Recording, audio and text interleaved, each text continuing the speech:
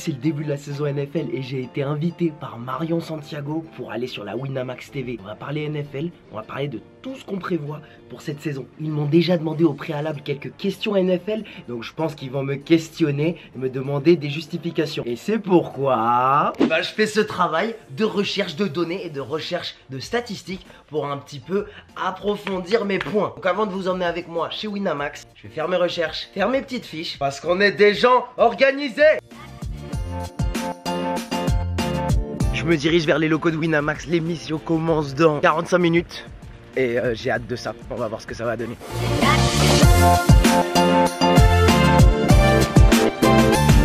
Ah regardez, on a rien mis des trucs des pattes. Ça c'est bien ça, ils ont mis le maillot de Carson Wentz. C'est Benjamin qui a dit bon, tant qu'à faire mais pas de maillot de pattes. Il y a déjà des gens qui commentent? Écoute, ouais, je sais pas. pas. Trop cool. Trop cool, je vais balancer un petit snap pour dire aux gens de... Vas-y. On est parti dans 17 minutes. Marion, t'es prête? T'es en train de te mettre ton micro. Bon, moi je suis très content, on est sur un fond avec Carson Wentz comme maillot. J'espère qu'il va revenir parce que les stats de Nick Foles n'étaient pas excellentes en ce début de saison. Bah oui, là j'ai... Le'Veon Bell, le que j'ai dans ma fantasy en keeper et qu'elle est déjà morte alors qu'elle n'a même pas commencé. T'as qui d'autre? Dans mes keepers, j'ai Le'Veon Bell, Kareem Hunt, Melvin Gordon, Jameis Winston, Dak Prescott. Jameis Winston, qu'est-ce que tu vas faire avec ça? Parce qu'on a une ligue où les QB ils coûtent tellement cher, ils valent tellement de points qu'on les garde. En fait, on a un système où donc en gros t'es content avec les keepers ESPN.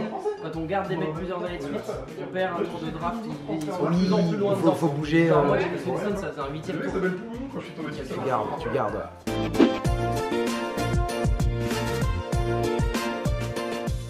Moi, j'irais plutôt du côté de Los Angeles et du côté des Rams cette année. Parce que Sean McVay, déjà, qui va, avec sa 2e année en tant que head coach, apporter certainement encore un petit peu plus. Parce que Jared Goff doit confirmer que 2017, c'était vraiment normal et que c'était pas juste une petite exception dans une carrière qui ne fait que débuter.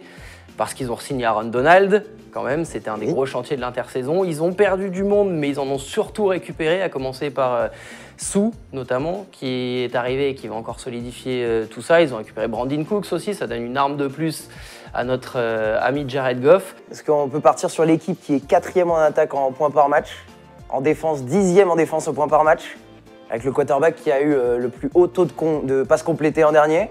New Orleans, les Saints pour moi qui sont les favoris de cette année, qui reviennent avec énormément de joueurs vraiment jeunes qui reprennent une année d'expérience ensemble, une ligne offensive qui est vraiment excellente et j'adore les lignes offensives, ma vie c'est la ligne offensive. Parce que je joue ça se voit au gabarit d'ailleurs. Non, parce que je joue quarterback et donc la ligne offensive pour moi c'est la vie. On a Alvin Kamara qui a 6,1 yards par toucher de balle. Le numéro 1 en NFL.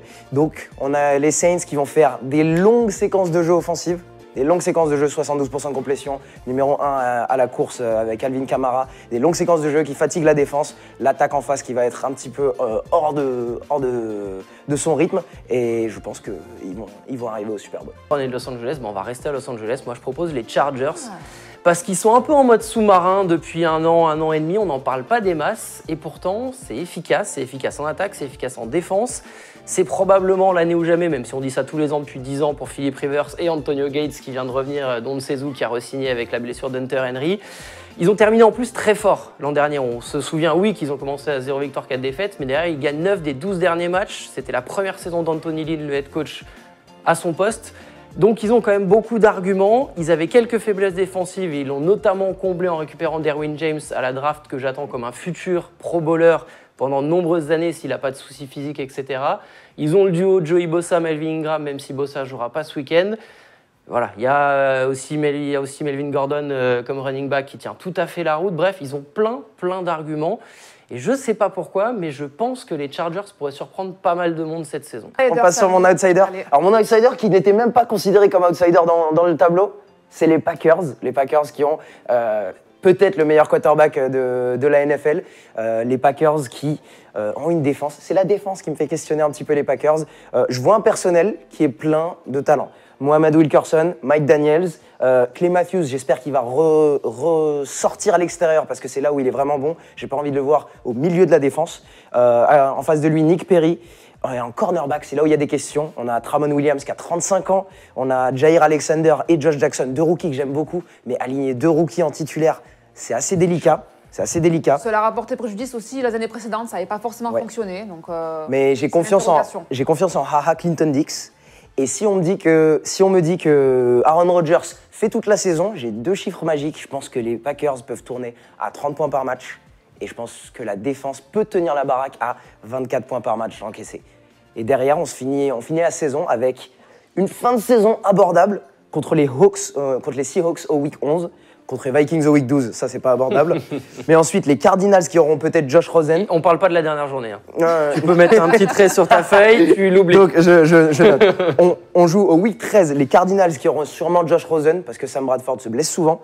Ils jouent contre les Falcons. Si c'est les mêmes Falcons qui ont la même attaque qu'on a pu voir à ce match, où ça joue seulement sur Julio Jones, il y a moyen de gagner.